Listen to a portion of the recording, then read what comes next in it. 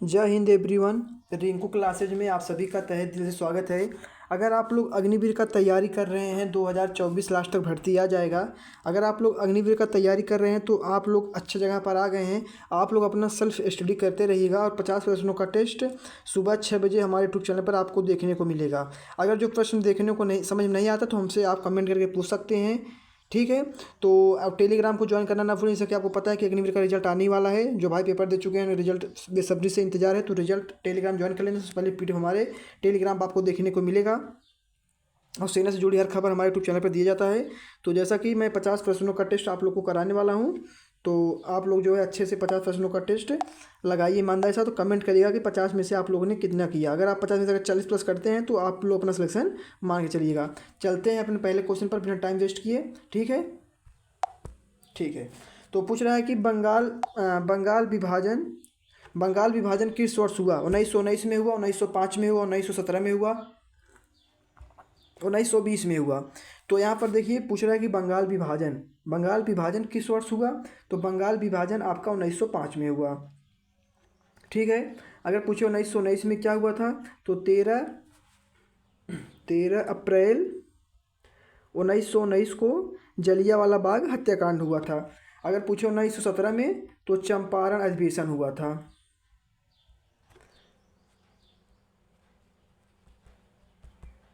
ठीक है। अगर पूछे 1920 में तो असहयोग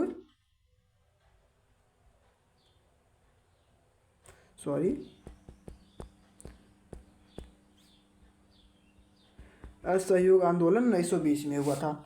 आशा करता हूँ कि आप लोग समझ गए होंगे बंगाल विभाजन किस वर्ष हुआ था। 1905 ईस्वी में हुआ था। चलते हैं नेक्स्ट क्वेश्चन पर। पूछ रहा है कि कुचिपुड़ी किस राज्य का शास्त्रीय नृत्य है? केरल का है, उड़ीसा का है, आंध्र प्रदेश का है या आसाम का है? तो आशा करता हूँ कि दूसरा क्वेश्चन आप लोग को समझ में आ रहा होगा। तो यहाँ पर 1 मिनट्स, हाँ ठीक है। पूछ रहा है कि कुचिपुड़ी किस राज्य का किस राज्य का नृत्य है? तो कुचिपुड़ी आपका केरल का है, उड़ीसा का है, आंध्र प्रदेश का है या आसाम का है? तो इसका राइट आंसर आपका कुचिपुड़ी किसका है? आंध्र प्रदेश का है, ठीक है। केरल का पूछे तो कथकली है केरल का। अगर पूछे उड़ीसा का तो उड़ीसा ही है, ठीक है। और पूछे आसाम का तो शास्त्री हो जाएगा इसका, शास्त्रीय। कुचिपुड़ी पूछा है तो कुचिपुड़ी आपका आंध्र प्रदेश हो जाएगा। आशा करता हूँ कि आप लोग समझ गए होंगे। पूछ रहा है कि विश्व में कौन सी सर्वाधिक भाषा बोली जाती है? ये वहाँ पर पूरे विश्व की बात हो रही है, ना कि भारत की हो रही है। यहाँ हिंदी बोली जाती है, अंग्रेजी बोली जाती है, मदारिन बोली जाती है, तेलुगु बोली जाती है। तो विश्व में सबसे सर्वाधिक भाषा कौन सी बोली जाती है? आपकी अंग्रेजी बोली जाती है, ठीक है। अगर पूछे दूसरे नंबर पर कौन है? पहले नंबर पर। अगर पूछे दूसरे नंबर पे आपका मदारिन है। पूछे मदारिन किस देश का भाषा है? तो मदारिन चीन देश का भाषा है, ठीक है। अगर पूछे हिंदी तो हिंदी तीसरे नंबर पे आता है, अपने भारत का है। और पूछे तेलुगु तो तेलंगाना का, आपको तो पता ही है, ठीक है। चलते हैं नेक्स्ट क्वेश्चन पर। पूछ रहा है कि अजंता की गुफाएं किस राज्य में हैं? आसाम में है, राजस्थान में है, मुंबई में है, उड़ीसा में है। तो अजंता की गुफाएं आपकी मुंबई में हैं। अगर पूछे राजस्थान में कौन सी गुफाएं हैं, सॉरी, ठीक है। अगर पूछे उड़ीसा में तो सूर्य मंदिर उड़ीसा में है।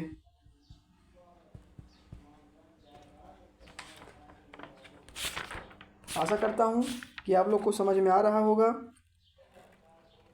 तो अगर पूछे राजस्थान में तो केवलिया देव राष्ट्रीय उद्यान राजस्थान में है, केवलिया देव राष्ट्रीय उद्यान, ठीक है।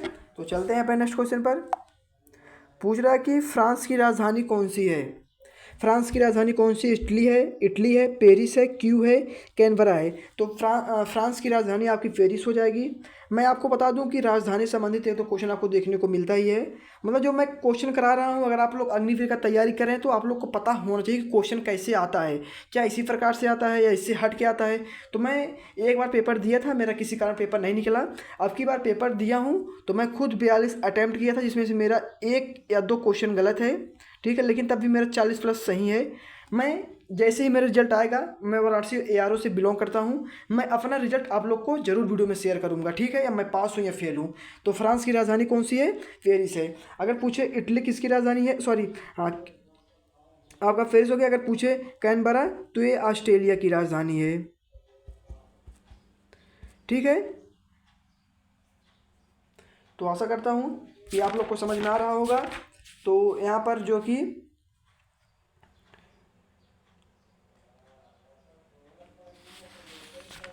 चलते हैं नेक्स्ट क्वेश्चन पर। पूछ रहा है कि नोबेल पुरस्कार की शुरुआत कब हुई? नोबेल पुरस्कार की शुरुआत कब हुई? 1954 में हुआ, 1901 में हुआ, 1961 में हुआ, 1991 में हुआ। यहाँ पर पूछ रहा है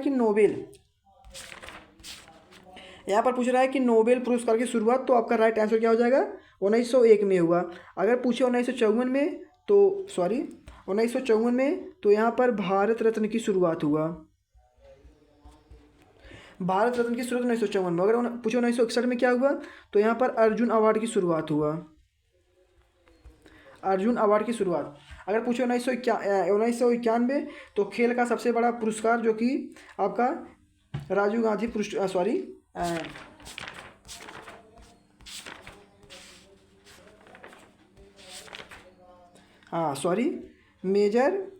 मेजर ध्यानचंद, मतलब वही राजीव गांधी पुरस्कार इसका नाम था, अब इसका नाम मेजर ध्यानचंद हो गया, ठीक है। इस खेल रत्न का शुरुआत हुआ। आशा करता हूँ कि आप लोग समझ गए होंगे। नोबेल पुरस्कार शुरुआत 1901 में हुआ। चलते हैं नेक्स्ट क्वेश्चन पर। पूछ रहा है कि घूमर किस राज्य का शास्त्रीय नृत्य है? पंजाब का है, उत्तर प्रदेश का है, राजस्थान का है, महाराष्ट्र का है। तो घूमर आपका राजस्थान का हो जाएगा। अगर पूछे पंजाब तो पंजाब आपका बैसाखी हो जाएगा। उत्तर प्रदेश का आपका जो है कि रामलीला हो जाएगा, मेला लगता है यहाँ पर। अगर पूछे महाराष्ट्र में तो महाराष्ट्र को आप लोग को कमेंट करके बताना है, ठीक है। चलते हैं नेक्स्ट क्वेश्चन पर। पूछ रहा है कि पाकिस्तान का राष्ट्रीय खेल कौन सा है? पाकिस्तान हो या अपने भारत का राष्ट्रीय खेल सेम ही है, तो क्रिकेट है, हॉकी है, कुश्ती है, बैडमिंटन है। तो अपने भारत और पाकिस्तान का हॉकी है, मतलब यानी इंडिया प्लस पाकिस्तान, मतलब यानी पाक, इसका राष्ट्रीय खेल हॉकी है। अगर पूछे क्रिकेट तो क्रिकेट आपका ऑस्ट्रेलिया प्लस इंग्लैंड, ठीक है। अगर पूछे कुश्ती तो कुश्ती ईरान देश का है, ठीक है। चलते हैं नेक्स्ट क्वेश्चन पर। पूछ रहा है कि गुजरात के मुख्यमंत्री कौन हैं? वर्तमान में गुजरात के मुख्यमंत्री कौन हैं? ठीक है, भजनलाल शर्मा हैं, मोहन यादव हैं, भूपेंद्र पटेल हैं, श्री योगी आदित्यनाथ हैं। तो गुजरात के प्रेजेंट टाइम में मुख्यमंत्री कौन है? भूपेंद्र पटेल जी हैं, ठीक है। आप लोग याद कर लेना, मुख्यमंत्री संबंधित तो क्वेश्चन आपको देखने को मिलता है। अगर पूछे भजनलाल शर्मा किस राज्य के आपके जो है मुख्यमंत्री हैं, तो भजनलाल शर्मा आपके राजस्थान के हैं, ठीक है। अगर पूछे मोहन यादव तो ये आपके मध्य प्रदेश के हैं, MP, ठीक है। अगर पूछे श्री योगी आदित्यनाथ, ये उत्तर प्रदेश के हैं, UP, ठीक है, उत्तर प्रदेश। आशा करता हूँ कि आप लोग समझ रहे होंगे। चलते हैं नेक्स्ट क्वेश्चन पर। पूछ रहा है कि एशियन गेम्स की शुरुआत कब हुआ? 1951 में, 1896, 1915 में, 1950 में। तो एशियन गेम्स की शुरुआत आपका 1951 में हुआ। पूछे किस देश में हुआ, तो ये इंडिया में हुआ। पूछे कि किस राज्य में हुआ, तो ये न्यू दिल्ली में हुआ था, यानी नई दिल्ली में हुआ था, ठीक है।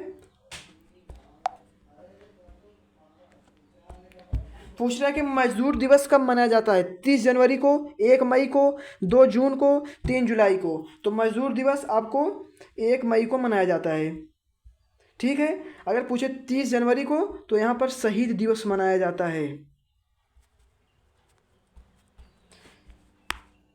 चलते हैं नेक्स्ट क्वेश्चन पर। पूछ रहा है कि पहले परमाणु बम कहाँ गिराया गया? हिरोशिमा पे, टोक्यो में, कैनबरा में, नागासाकी में। तो पहला परमाणु बम कहाँ गिराया गया? आपका जो हो जाएगा हिरोशिमा पे गिराया गया। अगर पूछे कब गिराया गया, तो 6 अगस्त 1945 ईस्वी में गिराया गया। अगर पूछे दूसरा, तो दूसरा 9 अगस्त को, जो कि नागासाकी में गिराया गया था, 9 अगस्त को 1945 से भी प्रोसेस था, ठीक है। अगर पूछे कैनबरा किसकी राजधानी है, तो कैनबरा आपकी ऑस्ट्रेलिया की राजधानी है, टोक्यो आपकी जापान की राजधानी है। आशा करता हूँ कि आप लोग समझ गए होंगे। लेकिन पूछा कि पहला परमाणु कहाँ गिराया गया था, तो हिरोशिमा पर गिराया गया था। अगर पूछे दूसरा तो आपका नागासाकी पे, ठीक है, 6 अगस्त 1945 को, 9 अगस्त 1945 को। चलते हैं नेक्स्ट क्वेश्चन पर। पूछ रहा है कि भारत की पहली महिला प्रधानमंत्री कौन थी। भारत की पहली महिला पीएम कौन थी। सुचेता कृपलानी, इंदिरा गांधी, सरोजनी नायडू, इनमें से कोई नहीं। तो भारत की पहली पीएम महिला कौन सी हैं। इंदिरा गांधी जी हैं। अगर पूछे सुचेता कृपलानी जी क्या हैं, तो अपने पूरे भारत की फर्स्ट पहली महिला मुख्यमंत्री थी। अगर पूछे किस राज्य की थी, तो ये भी आपकी उत्तर प्रदेश की थी। सरोजनी नायडू क्या थी, भारत की फर्स्ट राज्यपाल थी। ठीक है, आशा करता हूँ आप लोग समझ रहेंगे। चलते हैं नेक्स्ट क्वेश्चन पर। पूछ रहा है कि समर झील किस राज्य में है। उड़ीसा में है, जम्मू कश्मीर में है, राजस्थान में है, केरल में है। तो समर झील आपका राजस्थान में है। अगर पूछे जम्मू कश्मीर में कौन सी झील है, तो यहाँ पर बुलर झील है, जो कि मीठे पानी की सबसे मीठे पानी की झील जम्मू कश्मीर में है। ठीक है, अगर पूछे उड़ीसा में, तो यहाँ पर चिल्का झील है, सबसे खारे पानी की झील है। खारे पानी, यहाँ पर मीठे पानी की झील है। ठीक है, चलते हैं नेक्स्ट अपने लास्ट क्वेश्चन पर। जीके जीएस का 15 क्वेश्चन आ गया है। पूछ रहा है कि 2011 जनगणना के अनुसार सर्वाधिक जनसंख्या वाला राज्य कौन सा है। जब 2011 में जनगणना हुआ था, तो यहाँ पर पूछ रहा है कि सर्वाधिक जनगणना वाला राज्य कौन सा है। मतलब वहाँ पर जनसंख्या कहाँ ज़्यादा मिला, उत्तर प्रदेश में मिला, बिहार में मिला, या मुंबई में मिला, या राजस्थान में मिला। तो इसका राइट आंसर क्या हो जाएगा आपका, जब सबसे ज़्यादा जनसंख्या कहाँ पर था, उत्तर प्रदेश में था। अगर पूछे बिहार में, तो यहाँ पर जनघनत्व सबसे अधिक था। ठीक है, अगर पूछे मुंबई, तो उत्तर प्रदेश के बाद जनसंख्या में दूसरे नंबर पर मुंबई था। अगर पूछे राजस्थान, 2011 की जनगणना के अनुसार क्षेत्रफल की दृष्टि से सबसे बड़ा राज्य है। ठीक है, अगर पूछे 2011 में जनगणना हुआ था, तब जनसंख्या कितनी थी, 1.105 करोड़ था। अगर पूछे जनगणना आयुक्त कौन थे उस टाइम, तो चंद्रमौली जी साहब जी थे जनगणना आयुक्त उस टाइम। ठीक है, क्वेश्चन को आप लोग इंपॉर्टेंट मानिएगा। मेरा जीके जीएस का 15 क्वेश्चन हो गया। अब चलते हैं अपने साइंस की तरफ, मैथ और रीजनिंग की तरफ। पूछ रहा है कि जीवित कोशिका की खोज किसने की। जीवित कोशिका की खोज रॉबर्ट हुक ने किया, ल्यूहॉग ने किया, अरस्तू ने किया, लेमार्क ने किया। तो जीवित कोशिका की खोज आपके ल्यूहॉग ने किया। अगर पूछे मृतिक कोशिका की खोज, तो आपके रॉबर्ट हुक ने किया मृतिक कोशिका की खोज। ठीक है, अगर पूछे अरस्तू, तो आपके जीव विज्ञान की खोज। ठीक है, चलते हैं नेक्स्ट क्वेश्चन पर। पूछ रहा है कि सबसे बड़ी कोशिका कौन सी है। माइकोप्लाज्मा है, शुतुरमुर्ग का अंडा है, माइकोकॉन्ड्रिया है, या जीव द्रव्य है। तो यहाँ पर पूछ रहा है सबसे बड़ी कोशिका कौन सी है। तो सबसे बड़ी कोशिका आपका कौन सा है, शुतुरमुर्ग का अंडा है। अगर पूछे सबसे छोटा, तो माइकोप्लाज्मा है।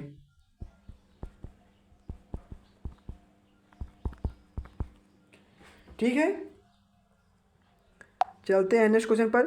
पूछ रहा है कि प्रोटीन की फैक्ट्री कहाँ पाई जाती है। प्रोटीन की फैक्ट्री राइबोसोम में, केंद्रक में, तारकाय में, रितिका में। तो प्रोटीन की फैक्ट्री आपका राइबोसोम में पाया जाता है। ठीक है, प्रोटीन की फैक्ट्री, कोशिका का इंजन राइबोसोम में पाया जाता है।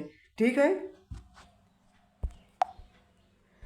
पूछ रहा है कि स्वपोषी किस प्रकार की प्राणी हैं। तो स्वपोषी का मतलब होता है जो अपना भोजन स्वयं बना लें। जैसे कि जो दूसरे पर निर्भर रहते हैं, गलत। जो भोजन अपना स्वयं बनाते हैं, जी हाँ, माँ द्वारा बनाया गया भोजन, गलत। यह सभी देखो, स्वपोषी का मतलब वही होता है जैसे पेड़ पौधे अपना भोजन स्वयं बनाते हैं और स्वयं खाते हैं। लेकिन मनुष्य पूछे तो मनुष्य स्वपोषी ने विषम पोषी, क्योंकि दूसरे पर डिपेंड रहता है। स्वपोषी होते हैं जैसे पेड़ पौधे हैं, तो अपना स्वपोषी होते हैं। इसका राइट आंसर स्वपोषी हो जाएगा। चलते हैं नेक्स्ट क्वेश्चन। अगर आप लोग यहाँ से ईमानदारी के साथ अगर 50% का टेस्ट सुबह 6 बजे लगाएंगे, तो आप लोग का सिलेक्शन 100% श्योर रहेगा। पेपर में ऐसे ही देखने को मिलता है। ठीक है, चलते हैं नेक्स्ट क्वेश्चन पर। पूछ रहा है कि डीएनए का फुल फॉर्म क्या होता है। डीएनए का फुल फॉर्म पूछा है, यहाँ मैं लिख दिया,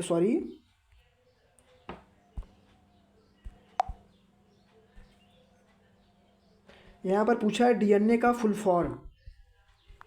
डीऑक्सी न्यूक्लिक अम्ल, राइबोस न्यूक्लिक अम्ल, न्यूक्लिक अम्ल, राइबोस न्यूक्लिक अम्ल। तो डीएनए का फुल फॉर्म हो जाएगा डीऑक्सी न्यूक्लिक अम्ल। अगर पूछे कि आरएनए का full form, RNA ribose nucleic अम्ल हो जाएगा ये इसका। लेकिन हमसे पूछा है डीएनए का, तो डीएनए का आपका जो कि हो जाएगा राइबोस न्यूक्लिक अम्ल, राइबोस न्यूक्लिक अम्ल।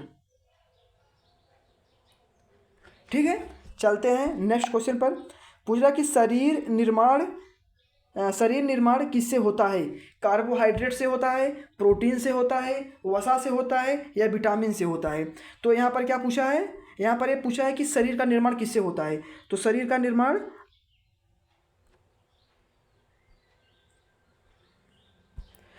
निर्माण आपका प्रोटीन से होता है। ठीक है, अगर पूछे कि वसा क्या कहता है, अगर पूछे तो वसा तो यहाँ पर हो जाएगा प्रति ग्राम स्वार्थिक ऊर्जा किससे मिलता है? आपका वसा से मिलता है। ठीक है, अगर पूछे कार्बोहाइड्रेट तो तुरंत ऊर्जा प्रदान करने वाला तत्व कार्बोहाइड्रेट है। तो इसका राइट आंसर क्या हो जाएगा? प्रोटीन हो जाएगा। चलते हैं नेक्स्ट क्वेश्चन पर। पूछ रहा है कि दूध में कौन सा प्रोटीन पाया जाता है? केसिन पाया जाता है, हिस्टोन पाया जाता है, ग्लोबिन पाया जाता है, कैरोटीन पाया जाता है। यहाँ पर क्या पूछ रहा है? दूध में कौन सा प्रोटीन पाया जाता है? तो इसका राइट आंसर क्या हो जाएगा? दूध में आपका केसिन पाया जाता है। ठीक है, आशा करता हूँ आप लोग समझ रहे होंगे। अगर पूछे कैरोटीन, तो कैरोटीन आपका क्या होता है? नाखून और खुर में पाया जाता है। ठीक है, अगर पूछे हिस्टोन तो अनाज में पाया जाता है। ठीक है, दूध में केसिन पाया जाता है। आशा करता हूँ आप लोग समझ गए। चलते हैं नेक्स्ट क्वेश्चन पर। पूछ रहा है कि आहार नाल की लंबाई कितनी होती है? 25 फीट होती है, 30 फीट होती है, 33 फीट होती है, या 35 मीटर होती है? तो इसका राइट आंसर क्या हो जाएगा? 33 फीट होती है। ठीक है, अगर पूछे कि आहार नाल की लंबाई मीटर में पूछे तो 8 से 10 मीटर होती है। ठीक है, अब अगर ये लंबाई पूछे तो 33 फीट होती है। ठीक है, चलते हैं नेक्स्ट क्वेश्चन पर। पूछ रहा है कि प्रोटोजोआ में कौन सी बीमारी होती है? प्रोटोजोआ से कौन सी बीमारी होती है? निद्रा रोग होता है, पोलियो होता है, काली खांसी होती है, या रेबीज होता है? तो प्रोटोजोआ से आपका निद्रा रोग होता है, ठीक है, अगर पूछे कि रेबीज से, तो कुत्ता के काटने से रेबीज रोग होता है। ठीक है, चलते हैं नेक्स्ट क्वेश्चन पर। पूछ रहा कि अदिश राशि कौन सी है? बल है, वेग है, विस्थापन है, ऊर्जा है? तो यहाँ पर क्या पूछा है? अदिश, सदिश नहीं, अदिश, उस। तो यहाँ पर क्या हो जाएगा? आपका राइट आंसर ऊर्जा हो जाएगा। यहाँ पर ऊर्जा हो जाएगा। चलते हैं नेक्स्ट क्वेश्चन पर। पूछ रहा है कि बस के अचानक रुकने पर आगे या पीछे गिरना न्यूटन का कौन सा नियम लगेगा?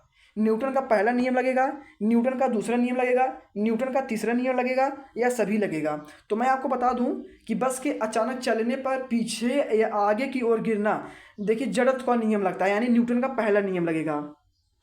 अगर पूछे न्यूटन का दूसरा नियम क्या है, तो यहाँ पर संवेग की क्रिया है। यहाँ जब खिलाड़ी जब बैटिंग करता है, जो कैच लेता है, जो अपना हाथ पीछे कर लेता है, उसी को संवेग बोलते हैं। अगर पूछे न्यूटन का तीसरा नियम, क्रिया प्रतिक्रिया। जैसे मैं आपको उदाहरण बताऊं, जैसे कि जब नाव चलती है तो जो नाव चलाता है, देखो, दोनों ओर से खींचता है, आगे मतलब आगे से पीछे।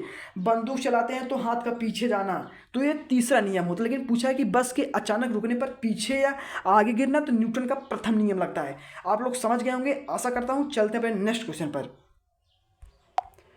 पूछ रहा है कि चुंबक का मात्रक कौन सा है? चुंबकीय बल है, टेल्सा है, चुंबकीय ध्रुव है, चुंबकीय क्षेत्रक है? तो चुंबक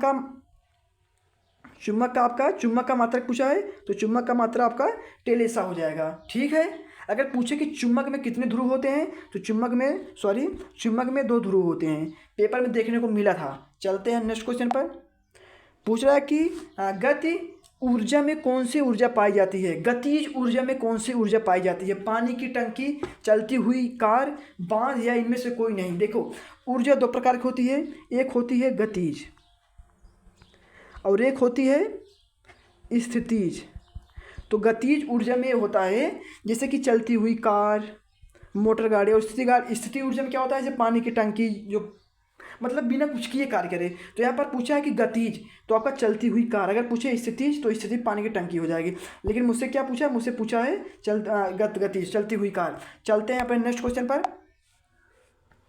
पूछ रहा है कि बैरोमीटर की एकाएक नीचे गिरने पर क्या होता है। बैरोमीटर जो होता है अगर एकाएक गिर जाए तो क्या होगा, वर्षा होगा, मौसम साफ हो जाएगा, आंधी तूफान, या वर्षा नहीं होगा।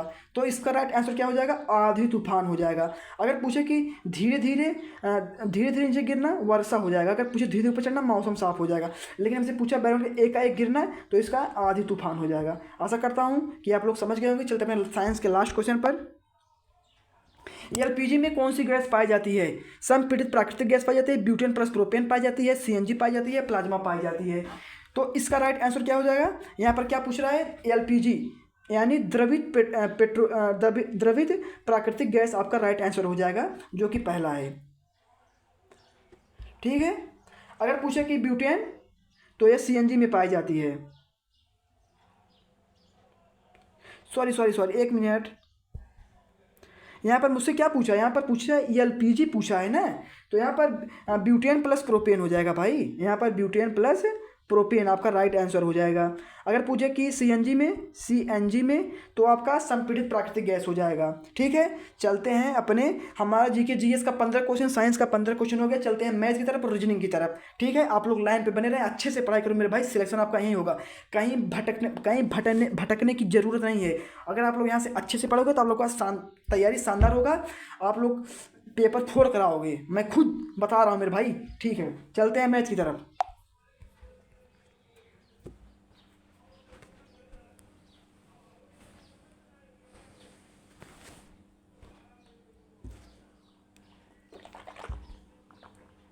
हाँ, थोड़ा पानी पी रहा था।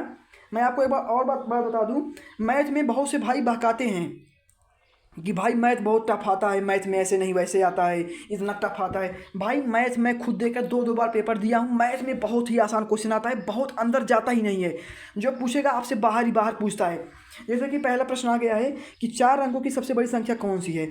तो क्या 1000 है, 1000 है, 999 है, 444 है, 8989 है। तो 4 अंकों की सबसे बड़ी संख्या क्या हो जाएगी, 9994 हो जाएगा। ठीक है। अगर पूछे सबसे छोटी संख्या कौन सी है 4 अंकों की, तो सबसे छोटी संख्या 1 2 3 4 ये हो जाएगा। लेकिन सबसे बड़ी पूछा है तो इसका राइट आंसर 999 हो जाएगा। चलते हैं नेक्स्ट क्वेश्चन पर। पूछ रहा है कि सबसे छोटी अभाज्य संख्या कौन सी है। 2 है, 4 है, 1 है, 3 है। तो सबसे छोटी अभाज्य संख्या आपका कितना हो जाएगा, आपका सबसे छोटी संख्या अभाज्य 2 हो जाएगा। ठीक है। चलते हैं नेक्स्ट क्वेश्चन पर। यहाँ पर हल करने के लिए आ गया है। तो यहाँ पर आपको पहले देखो बी बोर्ड मास का नियम लगाना है। पहले यहाँ पर इसका दोनों को भाग करना है। तो यहाँ पर भाग करेंगे तो आपका 45 आएगा। आप लोग भाग कर देकर चेक कर लेना। ठीक है। उसके बाद यहाँ पर प्लस है, यहाँ पर 52 लिख दो। उसके बाद फिर 13 में 2 का गुणा करेंगे तो 26 हो जाएगा। यहाँ भी प्लस है तो यहाँ 26 लिख दो। उसके बाद क्या करना है, यहाँ पर लिखना है 52, 45 और 26 को जोड़ना है।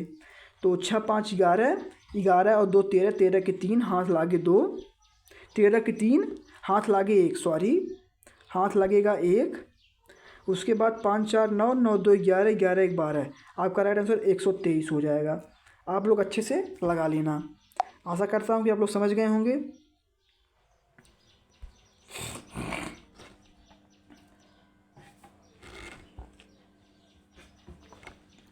यहाँ पर पूछ रहा है, रुक जाओ 1 मिनट।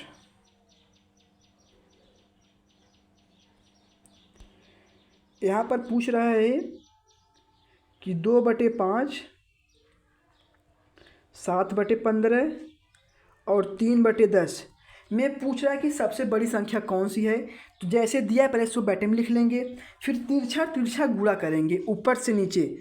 15 दूना कितना 30 और 7 बचे 35। तो 30 में 35 कौन बड़ा है, तो आप कहेंगे 7/15 आपका बड़ा है। ठीक है। उसके बाद फिर यहाँ उसके बाद फिर 3 दिया है और फिर 10 दिया है। तो उसके बाद इसका दोनों गुणा करेंगे, यहाँ पर 70 आएगा। उसके बाद यहाँ पर 45 आएगा। तो 45 बड़ा 70, तो आप कहेंगे 7/15 बड़ा हो जाएगा। कौन सा बड़ा, 7/15। ठीक है। चलते हैं नेक्स्ट क्वेश्चन पर, आप लोग ऐसे कर लेना। यहाँ पर पूछ रहा है कि 0.09 का वर्ग कितना होगा। तो यहाँ पर आप लोग पहले इसको लिख लेंगे।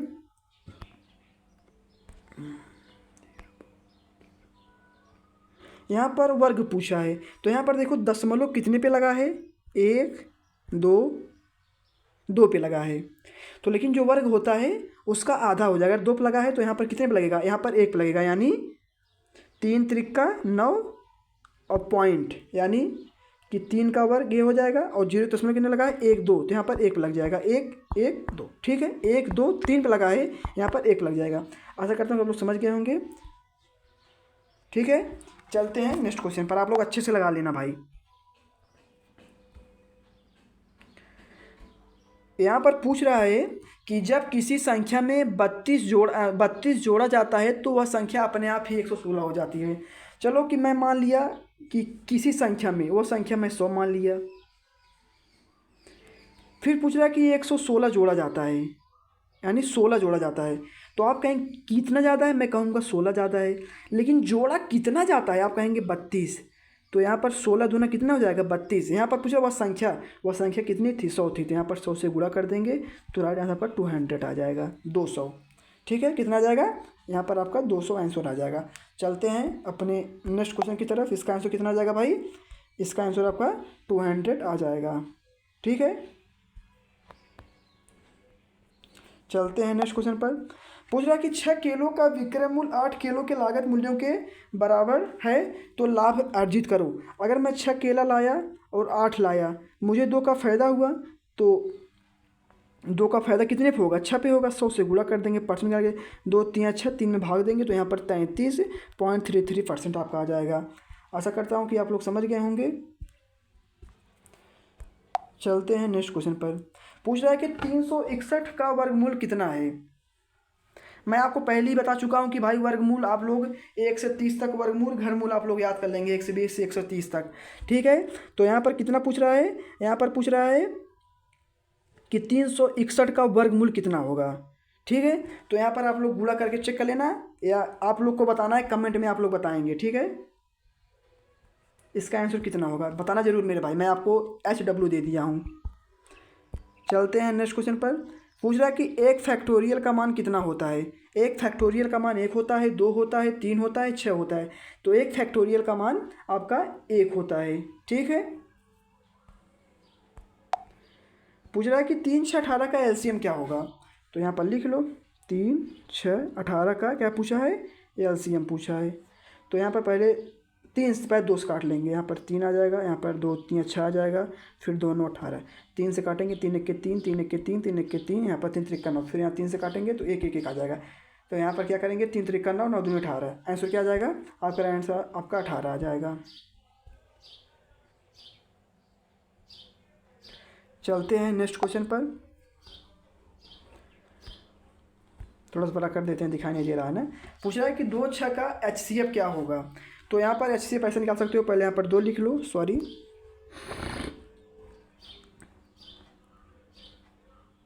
2 का निकालेंगे एलसीएम तो 1 आएगा। यहाँ पर 3 से करेंगे तो यहाँ पर कितना आएगा, 1 आएगा। फिर यहाँ पर अगर काटेंगे, 3 से काटेंगे, 3 यहाँ पर, यहाँ से 2 काटेंगे, 2 3 6, फिर 3 से काटेंगे तो इसका राइट आंसर कितना आ जाएगा, इसका राइट आंसर आपका कितना आ जाएगा, आपका इसका राइट आंसर 2 आ जाएगा। ठीक है, आप लोग कर लेना। पूछ रहा है कि 144 का वर्गमूल कितना है। तो 144 का वर्गमूल 11 है, 12 है, 15 है, 17 है। तो इसका राइट आंसर कितना हो जाएगा, इसका 112 हो जाएगा।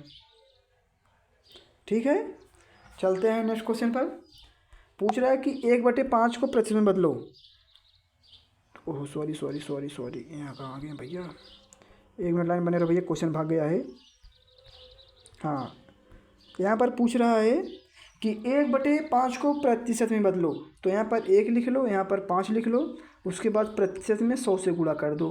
तो यहाँ पर गुणा करेंगे तो 5 से काटेंगे तो यहाँ पर 20 आएगा। तो यहाँ पर क्या आ जाएगा, 20% आपका राइट आंसर हो जाएगा। यहाँ पर 20% हो जाएगा। ठीक है, चलते हैं नेक्स्ट क्वेश्चन पर। पूछ रहा है कि 5 5 5 5 का औसत संख्या क्या होगा। तो मैं आपको बता दूं, औसत निकालने के लिए सबसे पहले आप संख्या गिन लो, संख्या कितना है। तो आप जोड़ेंगे 1 2 3 4 5, तो यहाँ पर 5 लिख लो।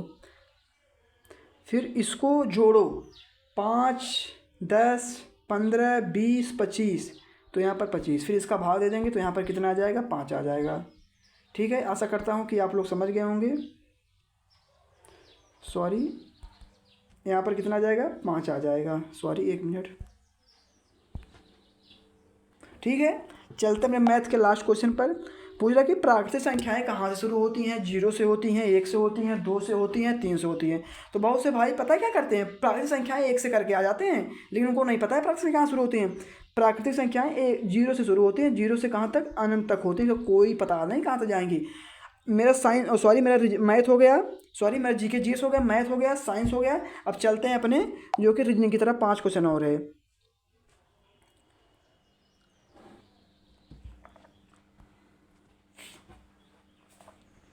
पूछ रहा है कि जेड ए बराबर 28 है, तो उसी प्रकार आर ए बराबर 19 है, तो वाई ई एस बराबर क्या होगा। तो यहाँ पर आप लोग जेड एक चीज़ देखेंगे, जेड बराबर 27 होता है, ए बराबर 1 होता है, तीन दोनों को जोड़ दिया 28 हो गया।